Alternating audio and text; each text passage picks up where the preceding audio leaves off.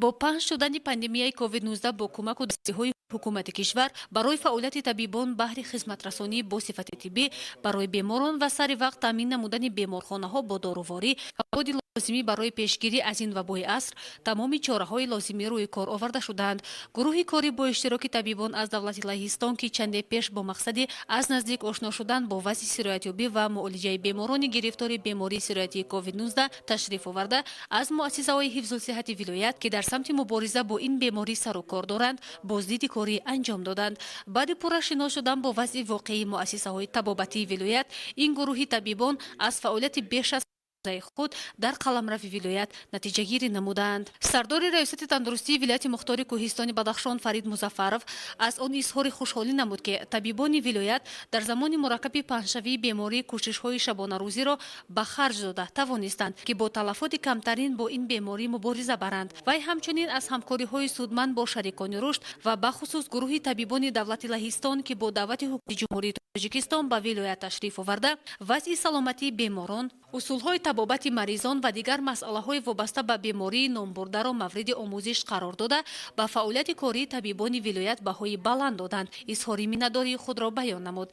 در مشورت مشترک طبیبان مؤسسه‌های طبابتی ولایت مختار کوهستان بادخشان با همتاهان دولت لهستان خود مسائل‌های مربوط به پاندمیای کووید 19 تبادل نظر نمودند. ضمن معرفی فعالیت طبابتخانه‌هایی که با بیماری مذکور بابت خروج بیماری سرایتی کرونا ویروس بلند برداشتن فهمش مردم اوید چاره‌های خود محافظتی، رعایت قاعده‌های گیگینی شخصی، جابجاکنی بیماران و روند طبابت را پیشکش نمودند. قید گردید که مرکز طبی آقاخان در شهر خوروغ برای طبابت گیرندگان وابسته به شرایط‌های زمان طبابت با صفت مهیا نموده، زیاده از 20 کت را برای طبابت گرفتاران بیماری کووید 19 جدا نموده، قرار است که در دوام 6 سال آینده تعداد کت‌های طبابتی از 50 به 250 عدد رسانیده خواهند شد. بر اثر سر زدن بیماری سرایتی کرونا ویروس نوی کووید 19 در مرکز برای بیش از 100 نفر خدمت رسانی طبی برآمده شده. عین حال نیز با نشانه‌های این بیماری تعدادی از افراد بیمار به معالجه فرا گرفته شدند. قید گردید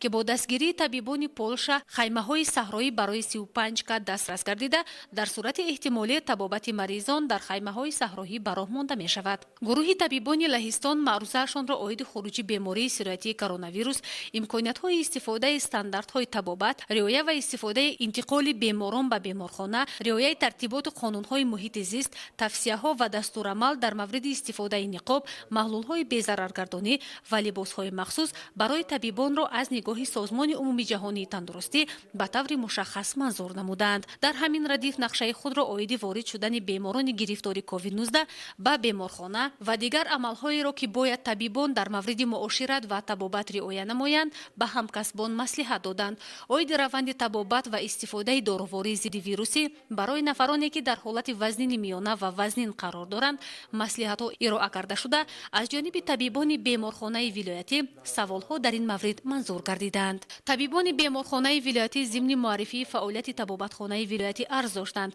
که در وقت خروج بیماری سرایتی کرونا ویروس نوی کووید 19 بیمارخانه مذکور یگانه جایی بود برای قبول و معالجه بیماران گرفتار کووید 19 مشغول گردیده. خوشبختانه تا به امروز با تلفات کمترین اکثر گرفتاران این بیماری را بعد برقرار نمودن سلامتیشان جواب داد. معالجه گرفتاران این بیماری سرایتی برای طبیبان ولایت و جهان یک پدیده نو و کشف نشده به حساب رفته. با استفاده تجربه کاری طبیبان موفق شدند که این امتحان سنگین تاریخی را با سربلندی پشت سر نمایند. باعث ذکر است که تا به امروز نزدیک 2000 نفر وابسته به بیماری مذکور از خدمت رسانی طبی بهره شده. خوشبختانه در بیمارخانه ولایتی از این شماره تنها 12 حادثه فوت به قید گرفته شده است که بیشتر آنها نیز به سن و سال و بیماری‌های دیگری همردیف علاقه‌مند می‌باشند.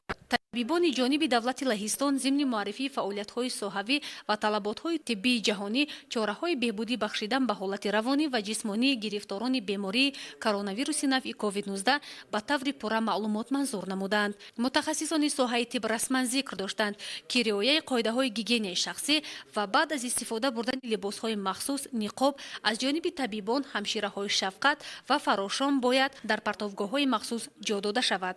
نباید فراموش ساخت که дасти инсон воситаи асосии паҳнкунандаи беморӣ маҳсуб ёфта, ҳама вақт бояд дастонро бо маводи антисептикӣ ва собун хуб безарар кардан лозим аст. миёни кормандони соҳаи тиб мубодилаи афкор ва саволу ҷавоб дар самти пешгирӣ ва табобати беморони коронавирус сурат гирифта, беҳтарин маслиҳатҳо дар самти пешгирӣ ва табобати ин беморон манзур гардиданд. давлатбек саидбеков, сардухтури беморхонаи вилоятӣ, аз ташрифи табибони давлати Лахистон ба вилоят ва боздиди онҳо аз беморхонаи вилоятӣ изҳори сипос намуда, иброз кард, ки новобаста ба баъзе аз мушкилоти мавҷуда кулли кормандони касалхонаи вилоятӣ фаъолияти шабонарӯзиро ба роҳ монда тавонистанд, ки ҷони садҳо нафар гирифторони бемориро наҷот диҳанд. аз номи табибони беморхонаи вилоятӣ тӯҳфаҳои хотиравӣ ба роҳбари гурӯҳ доктор Майк Модести ва дигар ҳамкасбонаш тақдим намуд. дар навбати худ роҳбари гурӯҳи табибони давлати Лахистон Майкл Модести дар симои табибони вилояти мухтори кӯҳистони Бадахшон аз номи дастаи табибони давлати Лахистон низ тӯҳфаро бо нишони ҳамкории дӯстона ба сардори раёсати тандурустии вилоят тақдим намуда изҳор дошт, ки чунин табодули таҷриба ва фаъолияти мутақобилан судманд дар самти ҳифзи саломатии аҳолӣ минбаъд низ дар сатҳи ҳукумати ҷумҳурии Тоҷикистон густариш хоҳанд ёфт.